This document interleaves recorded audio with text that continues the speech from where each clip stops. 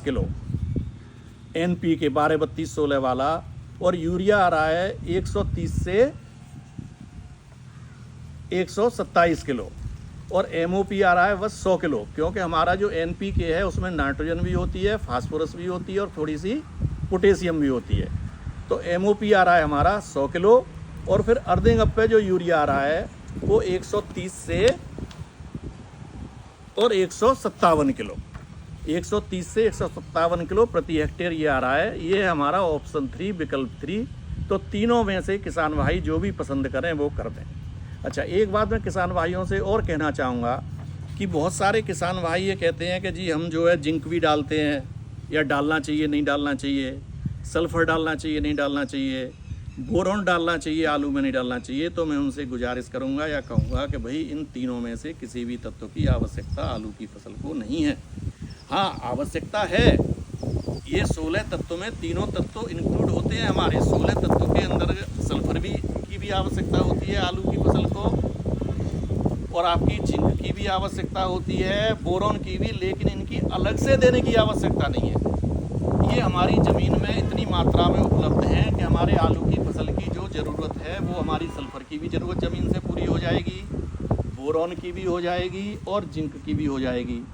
अलग से इन तीनों में से किसी भी तत्व को अप्लाई करने की आवश्यकता नहीं है। बहुत से किसान भाई कहते हैं कि जी बोरॉन देने से हमारा आलू नहीं फटेगा, ऐसा नहीं है। बोरॉन में और आलू के फटने में आपस में कोई संबंध नहीं है।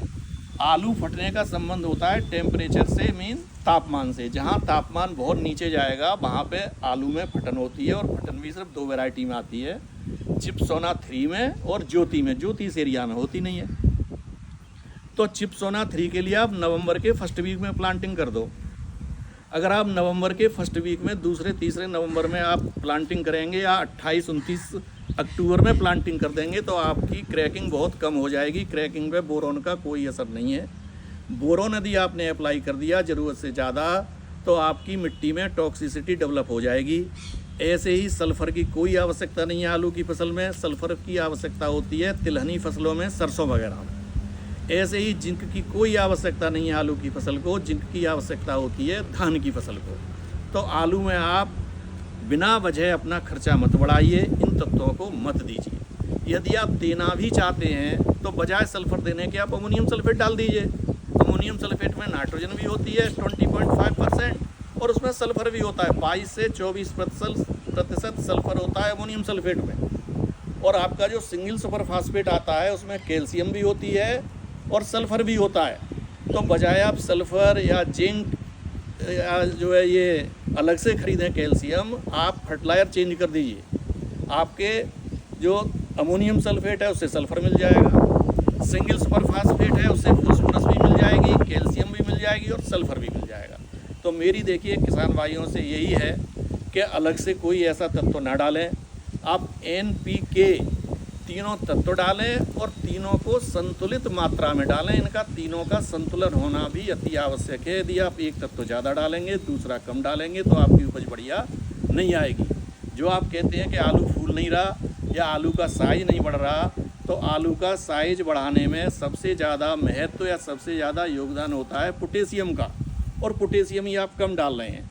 हमारी आलू की फसल जो 30 टन वाली 300 कुंटल वाली आलू की फसल है, वो करीब 250 से 300 किलो, 250 किलो से 300 किलो प्रति हेक्टेयर अवशोषण करती है पोटेशियम का। और हम दे कितना रहे हैं, 100 किलो या 150, बाकी हमारी ज़मीन से लेती है। तो आप पोटेशियम जरूर डालें। फास्फोरस आप सिर्फ 80 किलो प्रति हेक्टेयर डालें। नाइट्रोजन 150 से 175 किलो डालें।